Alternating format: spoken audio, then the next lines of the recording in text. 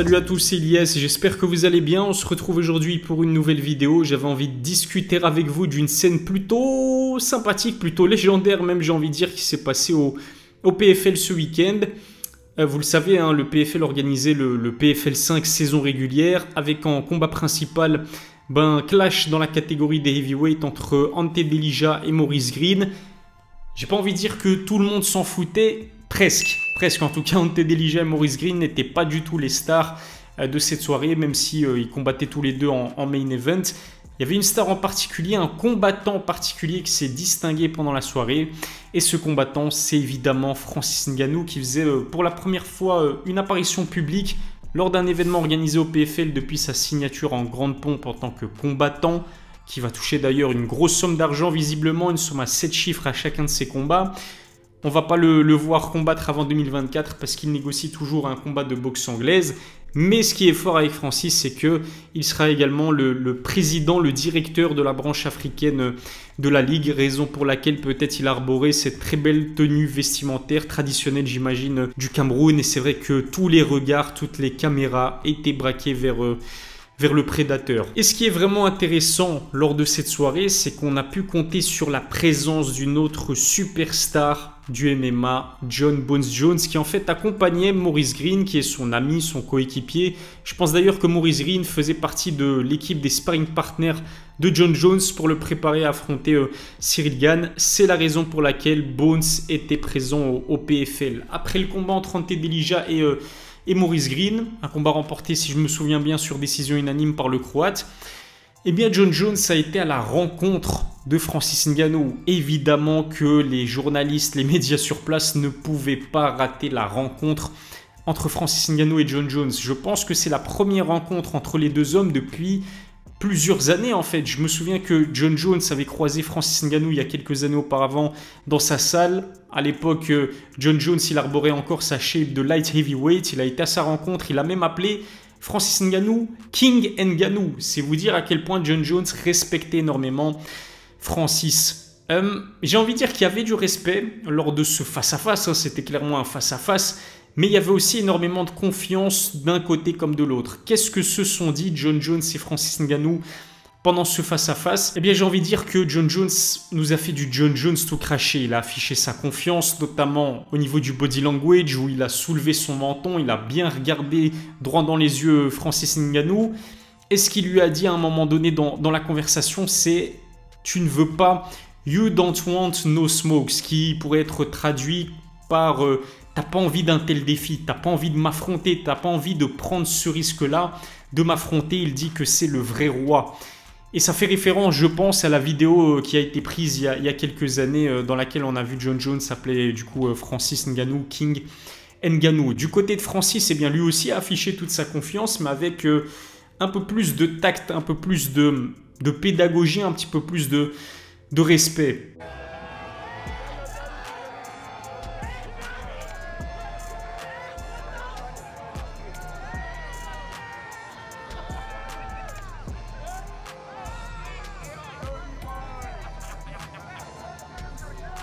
Juste avant de poursuivre, remerciement particulier à Others Nutrition qui sponsorise mes vidéos. Others, c'est une marque de compléments alimentaires produite à 100% sur base de végétaux. Les produits sont sains et leur prix défie toute concurrence. Avec le code COVER10, vous bénéficiez de 10% de réduction. Si ça vous intéresse, rendez-vous sur leur site, le lien se trouve dans la description. En tout cas, ce qui ressort de leur conversation et de leur face-à-face, c'est que les deux voulaient absolument s'affronter. Et c'est d'autant plus frustrant parce que les fans aussi... Quel fan de MMA ne voulait pas voir un combat entre Jon Jones et Francis Ngannou? Je pense que ça n'existe pas. Moi, perso, quand j'ai appris au départ de Francis, c'est bien que le combat n'allait pas se faire. Je vous avoue, j'avais les boules. Je l'ai encore en travers de la gorge. Je voulais absolument voir ce combat entre Jon Jones et Francis Ngannou parce qu'il y avait pas mal d'interrogations et parce que ça allait être un succès financier fou pour l'UFC et du coup aussi pour le MMA. Je pense vraiment qu'on était parti, on aurait pu partir sur un combat peut-être légèrement en dessous de l'intérêt qu'a suscité un Khabib Conor McGregor, mais je pense vraiment qu'on aurait été juste légèrement en dessous, que ça aurait vendu énormément de pay-per-view et que ça aurait aussi contribué à faire en sorte d'élargir un maximum le public des arts martiaux mixtes. Malheureusement, résultat des courses, on n'aura pas ce combat parce que certaines personnes se sont demandé si par hasard on n'aurait pas un jour droit à un combat cross-promotion, donc c'est-à-dire une soirée, un événement organisé, co-organisé entre l'UFC et le PFL. D'ailleurs, oui, John Jones portait un t-shirt PFL, mais comme je vous l'ai dit, c'est juste parce que il faisait partie du coin de Maurice Green. Croyez-moi, John Jones ne va pas signer au PFL de sitôt parce que l'UFC lui a proposé un nouveau contrat de plusieurs combats. Pas parce qu'on va voir John Jones combattre à plusieurs reprises avec l'UFC. Je pense qu'il n'est plus qu'à un combat de prendre sa retraite, comme il l'a dit dernièrement. Il aimerait bien que ça se fasse contre Stipe Miocic au mois de novembre au Madison Square Garden. Et à mon avis, c'est ce qui risque de se faire. Pourquoi est-ce que l'UFC a décidé de faire signer un contrat lucratif à John Jones de plusieurs combats? C'est pour le verrouiller. L'UFC ne veut pas voir l'une de ses plus grandes stars, John Jones, combattre pour une autre organisation que lui, et je suis sûr que c'est la raison pour laquelle la promotion a décidé de manière très intelligente de lui faire signer un contrat à plusieurs combats. John Jones, son avenir il est assuré et il n'a absolument aucun intérêt à signer au PFL. Et c'est la même chose pour l'UFC qui reste de loin l'organisation numéro 1 du MMA, que ce soit d'un point de vue sportif, les meilleurs combattants du monde se trouvent majoritairement à l'UFC, et puis d'un point de vue financier, d'un point de vue rayonnement, d'un point de vue visibilité, l'UFC est à des années-lumière du Bellator, peut-être pas du One Championship, mais le One Championship, je pense que c'est trop localisé Asie, même si on a vu qu'ils ont organisé leur premier événement il y a quelques semaines aux États-Unis, mais c'est encore au stade embryonnaire, on va dire. Le Bellator et le One sont derrière l'UFC et le PFL aussi, surtout que le PFL n'a pas encore une stratégie de pay-per-view assez efficace. Ils vendent très peu de pay-per-view visiblement.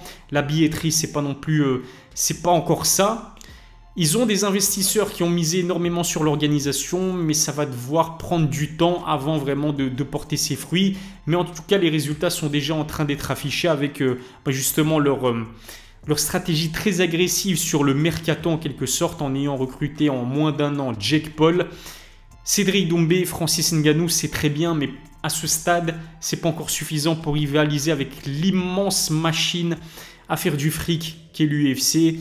Et je pense que ça va vraiment prendre du temps. Et du coup, faire un événement cross-promotion entre l'UFC et le PFL, l'UFC absolument rien à gagner là-dedans. Et puis je pense que ce qu'il faut se dire aussi, c'est que l'UFC, en particulier Dana White, a toujours la dent dure envers Francis Ngannou, qui a été quand même l'un des seuls combattants à déclarer ouvertement, publiquement, à révéler publiquement son désaccord avec la politique de l'UFC, notamment en ce qui concerne les droits sociaux de ces combattants et la faiblesse, on va dire, de la paye de la majorité des combattants présents dans le roster de l'UFC. La preuve que Dana White a toujours la dent dure envers Francis Ngannou, c'est qu'on a appris il y a quelques jours que Dana White, qui avait clamé haut et fort en conférence de presse ne pas être intéressé par des combats un petit peu, un petit peu hybrides entre d'un côté des combattants de MMA et des boxeurs, et que l'exception qui confirmait la règle, c'était Conor McGregor, Floyd Mayweather, parce qu'il y avait de l'argent à se faire et que parce que le public le réclamait, ce qui est vrai. Mais en fait, Dana White a offert à Tyson Fury la possibilité de combattre, d'affronter John Jones à l'UFC. C'est Tyson Fury qui en a parlé il y a quelques temps en disant qu'il vient de recevoir une offre officielle de l'UFC pour un combat hybride contre John Jones.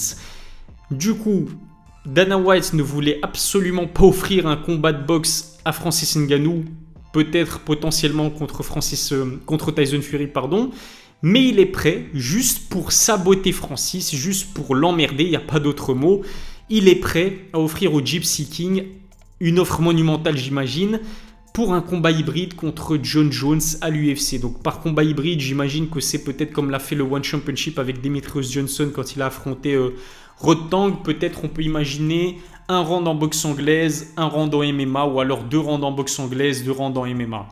Est-ce que c'est un combat qui vous intéresse? Moi perso, absolument pas. J'ai pas envie de voir John Jones affronter Tyson Fury dans un combat hybride. Alors si ce combat se fait, je regarderai avec grand plaisir, mais c'est pas le combat qui me fait le plus rêver. Honnêtement, à choisir, j'aurais préféré un Francis Ngannou Tyson Fury en boxe anglaise, même si j'estime que Francis n'a quasiment aucune chance. 99,9% de chances de s'incliner à plat de couture face à Tyson Fury. Autant je me dis qu'il y avait peut-être un peu plus d'intérêt qu'un combat hybride entre Jon Jones et Tyson Fury. Ce qui est sûr, c'est que malheureusement, il y a très peu de chances que Jon Jones et Francis Ngannou s'affrontent, que ce soit au PFL ou que ce soit à l'UFC, puisque Dana White a définitivement fermé la porte à Francis Ngannou, et en connaissant la personnalité de Francis, il ne va pas faire volte-face, il ne va pas trahir le PFL où il est très bien, et il ne va pas retourner à l'UFC. On n'aura jamais droit à ce combat et c'est vraiment triste, c'est malheureux, c'est un petit peu à l'image d'un Khabib Tony Ferguson.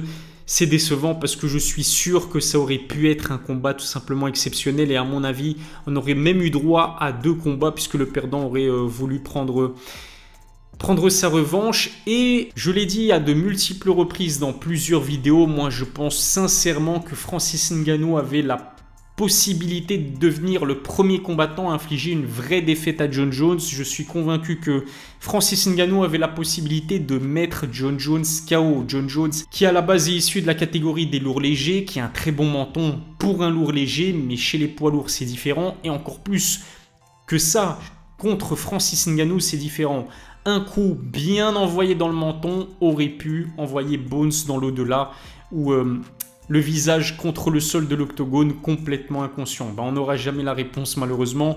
Dites-moi en tout cas ce que vous en pensez dans les commentaires. Est-ce que vous estimez comme moi que Francis Ngannou aurait vraiment pu battre Jon Bones Jones ou au contraire non, Jon Jones c'est beaucoup trop complet. D'ailleurs il l'a dit lorsqu'ils se sont croisés en face à face au PFL, Jon Jones a dit que lui, il avait eu besoin de 3 ans pour mettre en place un gabarit pour lui permettre peut-être de battre Francis Ngannou, mais que Francis n'aurait jamais pu rattraper le retard qu'il avait en termes de lutte et surtout au sol, en termes de jiu-jitsu brésilien comparé à Bones qui, c'est vrai, est un combattant extrêmement complet, peut-être le plus complet. On n'avait jamais vu un heavyweight aussi complet que Jon Jones.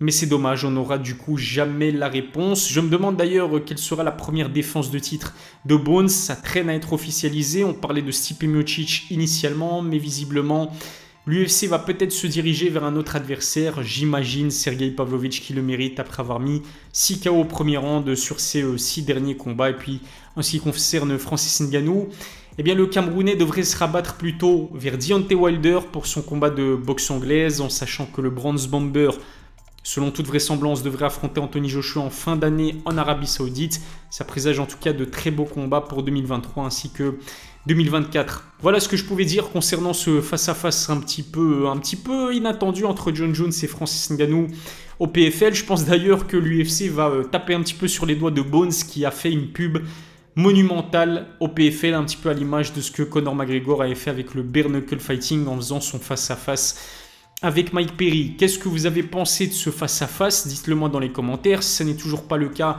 abonnez-vous à ma chaîne YouTube, activez la cloche pour recevoir les notifications, lâchez un pouce bleu, ça fait toujours plaisir. Je vous remercie de m'avoir suivi, je vous donne rendez-vous très vite pour une nouvelle vidéo. D'ici là, prenez soin de vous.